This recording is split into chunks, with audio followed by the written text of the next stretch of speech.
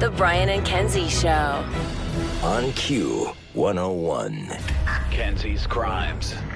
Milwaukee police found body parts in a North Side apartment. Not because I was angry with them, not because I hated them, but because I wanted to keep them with me. Believe me, if I started murdering people, there'd be none of you left. This is evil, what those people have done to me. C says Heaven's Gate awaiting. I'm not guilty. Q101. Brian and Kenzie on Q101 with another edition of Kenzie's Krimes, a deep dive into a local murder mystery drama that Kenzie brings to the table.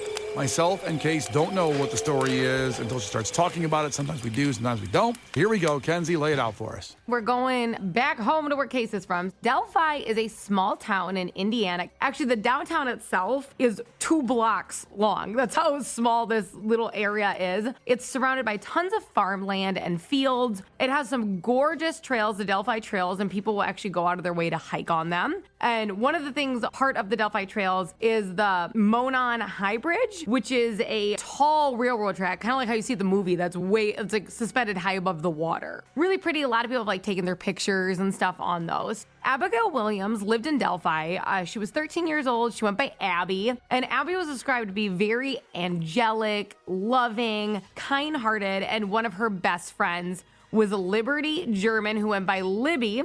She also lived in the small town of Delphi. She was 14, and she was described to be really spunky, hilarious, and the total, like, absolute life of the party. So on February 13th, 2017, Abby and Libby were dropped off at the Delphi trails, and this was a really common thing. Just like, you know, Brian, you and I growing up when you dropped off at the mall and stuff like that. This is a small community, so walking on these pretty trails, going to the High Bridge was a very common thing to do. Now, the Delphi trails, again, led to that Monon High Bridge, and it really lived up to its names. That railroad track suspended high in the air above a river. Very gorgeous. People do like their graduation pictures and stuff on there. The girls were supposed to be picked up by Libby's father around 3 p.m., but they never showed up at the pickup. And he did wait a little bit, and he started to get nervous, and a search party began really immediately, 5:30. Central case, 2 missing juveniles. Liberty Rose Lynn German last seen at the High Bridge in Delphi, Indiana, at approximately 1300 hours.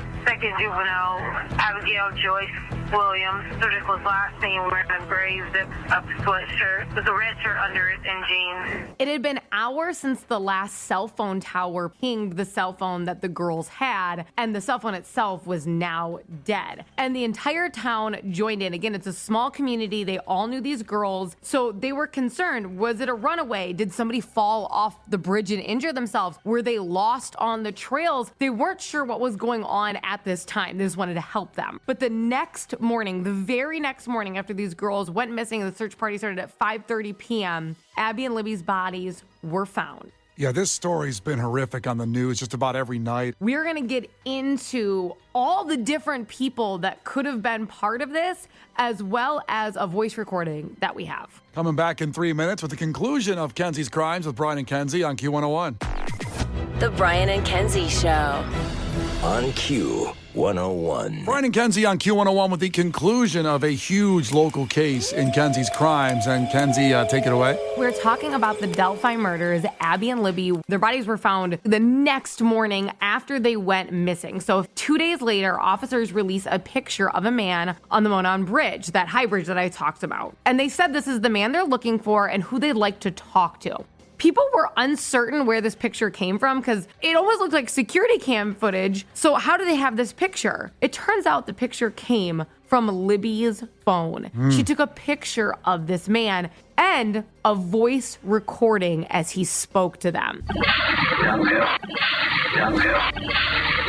This man was the prime suspect in the murders. They believed it was someone who lived in the area and he was hiding in plain sight. Now let's get to our next suspect. So a man named Ron Logan was also a key suspect. The girls' bodies were actually found on his land, but his farmland butted up to the Delphi trails. He was also very much in the public eye at the beginning of the search for the girls. Actually, he was in multiple news stories being like, I can't believe this happened. You know, this is a small community. They were able to obtain a search warrant for his property because they wanted to see if he had a gun, and they found 156 guns. So he did own one. 156 guns on his property. Now, small town, farmland living, it doesn't make you guilty if you properly own all them. Another thing that made him sketchy was he lied about his whereabouts during the time of the crime. However, in a follow-up on this, it was because he was illegally driving his car. He wasn't supposed to be allowed driving it, and he was trying to stay out of trouble. So in doing so, he incriminated himself in a murder. So he had to go back, tell them the truth that he was like at a fishing store, and they were able to corroborate that alibi that he was driving. Another man from Peru, Indiana, had a fake profile using a male model and went by the name of Anthony Schatz. He used his profile to talk and to solicit images of underage girls. The man's real name was Keegan Klein. Officers claimed the fake profile was in contact with Libby the day of her disappearance. Keegan Klein, who is now in jail for getting images of young girls, did offer up his DNA and really cooperated with officers because he's like, whoa, I have no connection to murder. Basically, I'm an awful person, but in a totally different way. Don't murder people. He was cleared of that. So on October 2022, this is years after this murder. This murder was, again committed in 2017. There was finally an arrest of Richard Allen. People were shocked because there had been no information on this man previously. So Richard Allen was 50 years old. He had no criminal history, and he was a farm tech at the local CVS. Everyone in Delphi knew him.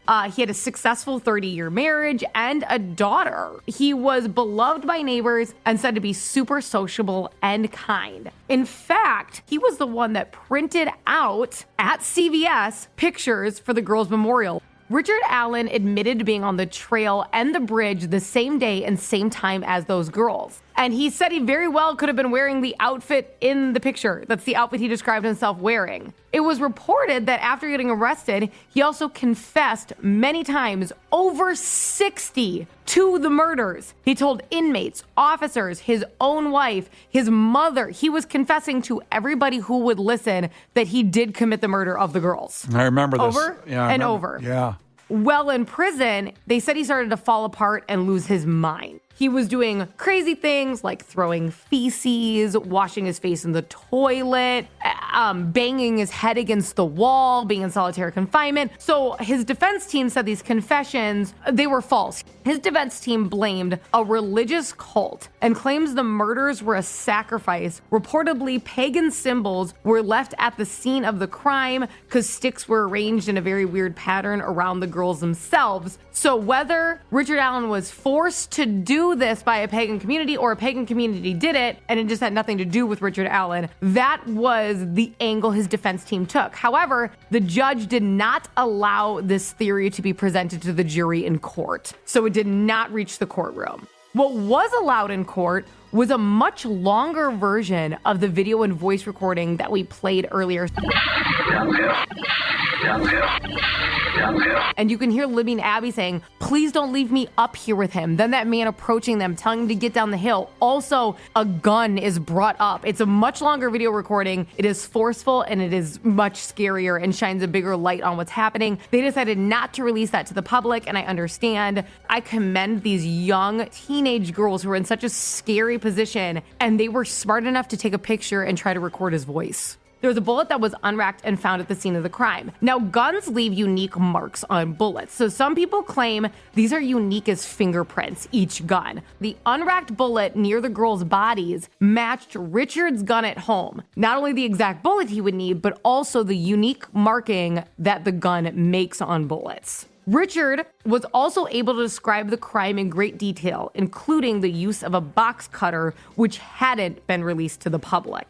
He also said a van drove by when he was kind of at the beginning of his attack, which spooked him, and he had the girls move into a different area. The van driving by matches the car and alibi of Ron Logan, who I mentioned earlier. So if his confessions were false, if he wasn't part of it, he had a lot of non-public information that matched the crime scene perfectly. There was, however, no DNA of Richard Allen at the scene and no electronics linked to him at the scene, aka digital footprint of him being there. November 11th, 2024, so not too long ago, Richard Allen was convicted to over 130 years in prison, and he is currently serving. Abby and Libby obviously tragically gone too soon. There is a memorial park for them in Delphi, the Abby and Libby Memorial Park, and it's abbyandlibbymemorialpark.org.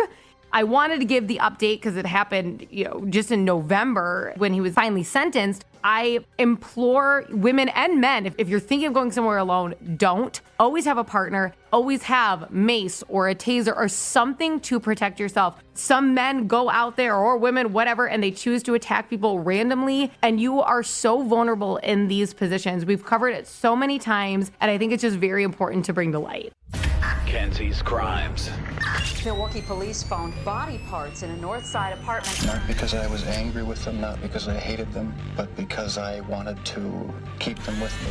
Believe me, if I started murdering people, there'd be none of you left. This is evil, what those people have done to me. See, says Heaven's Gate away team. I'm not guilty.